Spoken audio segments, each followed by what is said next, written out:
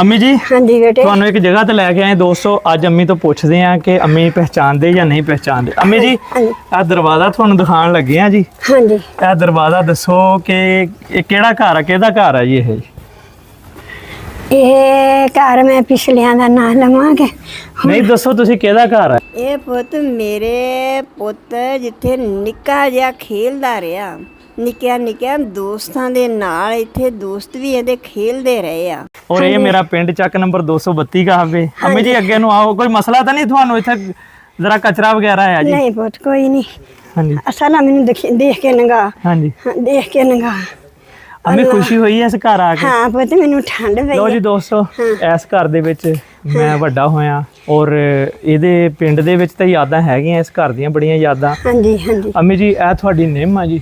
ਉਹ ਵਾਹ ਜੀ ਵਾਹ। ਇਹ ਨਾ ਤੇਰਾ ਜਿਹੜਾ ਦੋਸਤ ਜਵੇਦ ਆ। ਹਾਂਜੀ ਹਾਂਜੀ। ਇਹ ਜਵੇਦ ਦੇ ਜਿਹੜੇ ਮਰਦੇ ਬਾਬਰ ਭਾਈ ਹੈ ਨਾ, ਸਾਬਰ ਭਾਈ ਵੀਡੀਓ ਬਣਾ ਰਹੇ ਆ, ਹਾਂਜੀ। ਇਹਨਾਂ ਦੇ ਵੱਡੇ ਭਾਈ ਤੇ ਮੈਂ, ਅਸੀਂ ਇਕੱਠਿਆਂ ਨੇ ਆ ਕੇ ਤੀਸਰੀ ਚ ਪੜਦਾ ਸੀ ਜਿਸ ਵੇਲੇ ਨਿੰਮ ਇੰਨੀ ਕਿ ਲਿਆਇਆ ਸੀ। ਆਇਓ ਅੱਗੇ, ਹੋਰ ਅੱਗੇ ਆਇਓ। ਇਹ ਨਿੰਮ ਦਾ ਮੈਂ ਕਦੀ ਪਤਾ ਨਹੀਂ ਸੀ ਤੋੜਨ ਦਿੱਤਾ, ਇੰਨਾ ਹੈ ਨਾ, ਇੰਨੀ ਪਿਆਰੀ ਨਿੰਮ ਸੀ।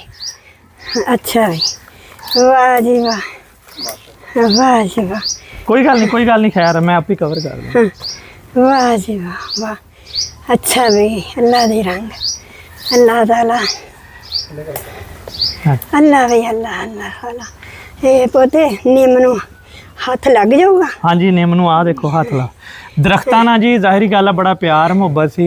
ए निम आ जी, ए इधर जी आ निम ए वाली। अच्छा आ निम जी अम्मी जी। आ ले वे ये ना शकूर के कोठे दे ते छां जांदी सी। हाँ जी अम्मी जी। हाँ इत्थे मैं मंजा डाउंदी सी। इधरले पासे मेरियां लैटरीनां सी। हाँ जी, ओ उधर लैटरीना ओ सामने जी। इधर पानी वाली मोटर सी, इधर पौड़ियां बनाउणियां सी। हाँ जी इधर थल्ले किचन बना के रादा सी, पौड़ियां बनावांगे ते ਅੱਗੇ ਆਓ, ਤੁਹਾਨੂੰ ਥੋੜਾ ਮੁਸ਼ਕਲ ਹੋਏਗੀ ਲੇਕਿਨ ਮੈਂ ਤੁਹਾਨੂੰ ਐਂਡ ਤੱਕ ਲੈ ਕੇ ਜਾਵਾਂਗਾ ਜੀ। अच्छा अच्छा जी, अच्छा ठहर जा।